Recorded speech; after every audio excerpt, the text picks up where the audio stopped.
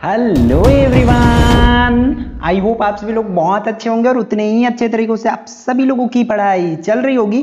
तो इस वीडियो में हम लोग देखने वाले कक्षा 10वीं विषय संस्कृत के सैंपल क्वेश्चन पेपर आपके त्रैमासिक परीक्षा 2023-24 के लिए।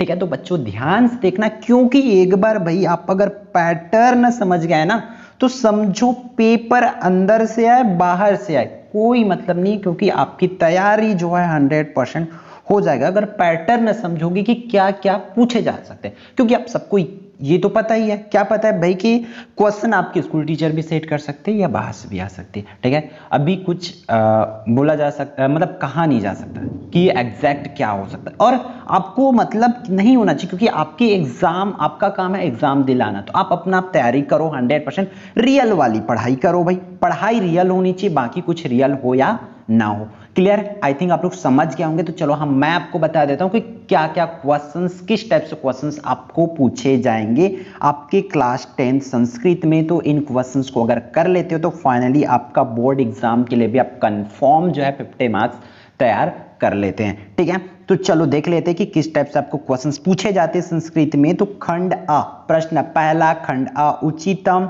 उचित विकल्पम चिनुत। हमें उचित विकल्प चुन करके लिखना है। क्या बोला जा रहा है? फर्स्ट, जलपातेन लोष्टम जातम, जलपातेन लोष्टम जातम, तो इसकी करेक्ट आंसर आपको टिक करना है। फिर नेक्स्ट आपको स्क्रीन पर है, लावण्येन तस्याः कन्यायाः नामकरण भवत, उनको बता लेना है। तो देखना संस्कृत है भाई, थोड़ा सा तो इतनी मतलब हल्के में ले लेते हैं बहुत से बच्चे, मतलब अरे ये हो तो हो जाएगा वाला, तो हो जाएगा मैं मानता हूं, बट आप लोगों को इतना भी उसको हल्के में नहीं लेना है कि नंबर्स कर जाए, क्योंकि 75 मार्क्स की ये भी आती है एग्जाम में। अभी हालांकि ये हम जो क्वेश्चन पेपर आपको प्रोवाइड करा रहे हैं 50 नंबर के लिए दे रहे हैं, बट बोर्ड एग्जाम में तो 75 मार्क्स की आती है, तो ये भी इक्वल मार्क्स की होती है। इसलिए सभी सब्जेक्ट को इक्वल टाइम दिया करो और सही से पढ़ाई किया करो। ठीक है, वायु नाम शोधका भवंती, वायु को शोध कौन करते हैं, शुद्ध कौन करते हैं, वो आपको लिखना है। वृक्षा, पशुआ, क्षेत्रा, जना, कौन करते हैं उसको करना है। फिर खलस विद्या कस्मै बताओ, जो खलस विद्या किन में होती है, ज्ञानानाय, विवदाय, रक्षणाम, दानाम, आपको करेक्ट आंसर टिक करना है। ठीक है, फिर फिफ्थ क्वेश्चन की बात करें तो क्या बोला जा रहा है, स्थाणु श्रीगलाया अप्रदात, तो कौन है, इसके आंसर आपको टिक करनी है। अब बहुत से बच्चों की डाउट क्या रहती है भाई कि आंसर्स क्यों नहीं बताए जाते, तो आंसर्स इसलिए नहीं बताया जाता, आपको बता दिया क्योंकि सैंपल पेपर है ये। अगर आंसर बताएंगे तो आप सिर्फ इन्हीं क्वेश्चंस को करेंगे, इसके छोड़ नहीं करोगे। ठीक है, हम आपको किसी भी प्रकार के धोखे में नहीं रखना चाहते, मीन्स आपकी हम भविष्य अच्छा चाहते, पढ़ाई अच्छा चाहते, इसलिए आपके लिए जो जरूरी है सैंपल पेपर जरूरी है हमारे हिसाब से, तो इसलिए हमने वो प्रोवाइड करा दिए। तो अगर इन सबकी आंसर्स आपकी तैयार नहीं हुआ है तो समझो आपको और भी पढ़ने की जरूरत है, क्योंकि ये क्लास 10 है। अगर आप 1 घंटा पढ़ रहे हो तो आपके जो कॉम्पिटिटर है वो 2 घंटा पढ़ रहे होंगे, ये सोच के पढ़ा करो, क्योंकि आपको अगर मेरिट लिस्ट में नाम चाहिए तो आपको उनसे अच्छा बेहतर दिमाग लगा के पढ़ना पड़ेगा। ज्यादा पढ़ने से मतलब नहीं होता, आपको स्मार्ट स्टडी करना पड़ेगा कि क्या पढ़ना है, कम टाइम में क्या पढ़ना है, ये चीजों को समझा करो। इसलिए ये model paper, sample paper, practice paper कह सकते हैं आपके लिए लेकर आए, क्योंकि हम आपके अगर ऑफलाइन क्लास के स्टूडेंट होते तो इन पेपर से जरूर आपका टेस्ट लेते। ठीक है, तो चलो देखो, खाली स्थान बनना है, रिक्त स्थान की पूर्ति करना है। त्वम आपी एकम खाली स्थान आरोपाय, ये करना है। जलपातेन खाली स्थान विनष्टम जातम, बिलासपुरम खाली स्थान न्यायधानी अस्ति दिनांते चम दुग्धम खाली स्थान, फिर खाली स्थान तज्यति मित्राणी। तो इस तरीका से आपको सही क्या पूछे जा सकते हैं, रिक्त स्थान। तो रिक्त स्थान में याद रखना, बोर्ड एग्जाम में एक एडवांटेजेस होती है, वो क्या होती है, उसमें आपको जो आंसर रहता है उसको ऐसे ऊपर में दे दिया रहता है, बट यहाँ पर आंसर्स को ऊपर में नहीं दिया गया है, क्योंकि आपको मेंटल टेस्ट मतलब आप कितना कर पाते हो ये चेक करना था। ठीक है, बट एक चीज याद रखना कि आपके एग्जाम में यहाँ पर आंसर्स मीन्स ऑप्शन उसका दिया जाएगा, दिया रहेगा। ठीक है, तो इस चीजों को बस ध्यान में रखना। फिर आगे बढ़ते हैं। अगर अभी तक आपने हमारे चैनल एकलव्य RPS को सब्सक्राइब नहीं किए या टेलीग्राम ग्रुप को ज्वाइन नहीं किए तो वो कर सकते हो, क्योंकि अगर किसी भी प्रकार की डाउट होती है तो वहां से आप क्वेश्चंस पूछ सकते हैं।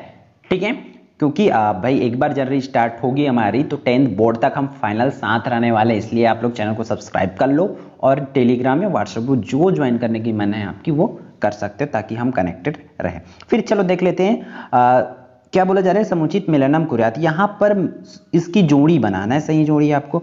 तो इस तरीके से ऑप्शन दिए रहेंगे, इन ऑप्शंस को आपको करना है, जिससे आपका 5 मार्क्स फिर से कंफर्म हो जाएगा। तो यहाँ से 15 मार्क्स के इस तरीके से क्वेश्चंस पूछे जाते हैं। फिर 2 अंक वाले क्वेश्चन देख लेते हैं। अभी ग्रामर, सभी ग्रामर को इंक्लूड नहीं किया गया, जो आपके सितंबर तक की ग्रामर है उन्हीं ग्रामर को हम इस वीडियो में इंक्लूड किए हैं, या क्वेश्चन पेपर में, आपके प्रैक्टिस पेपर में इंक्लूड किए, क्योंकि बोर्ड जहां तक की हमें टारगेट दिए हैं वहीं तक की टारगेट, जिस पार्ट तक के क्वेश्चंस आना है हम उसी पार्ट तक के क्वेश्चंस डिजाइन किए हैं। ठीक है, तो देखो निम्नलिखित शब्दों के संधि विच्छेद कर नाम लिखना है आपको। संधि विच्छेद करना है, लोष्टोपरी, मत्स्य खेटम, इसको क्या करना है आपको, संधि विच्छेद करना है। फिर कौन सी संधि है भाई वो भी करना है। ठीक है, फिर अब साथ ही साथ आपको संधि जब पढ़ोगे तो समास भी पढ़ लेना भाई। समास विग्रह करना है, उसकी नाम लेकर पंचवटी पीताम्बरा, कौन सी है समास, उसको समास विग्रह भी करना है आपको। समास विग्रह करके उनकी नाम भी आपको लिखना है। फिर 2 मार्क्स से इस तरीके से क्वेश्चन पूछे जाते हैं, क्या भाई कि स्व संस्कृत पाठ्य पुस्तका 2 श्लोका, आपको क्या करना है, 2 श्लोक लिखना है। वैसे श्लोक लिखना है जो इस प्रश्न पत्र पर ना आया। तो श्लोक जब करने जाओगे बच्चों तो ध्यान रखना, आप कॉपी में नोट करते चलो, आपको संधि पढ़ना है, श्लोक पढ़ना है, समास पढ़ना है, इस तरीके से नोट करके रखो, तब जाके आपकी तैयारी 100% होगी।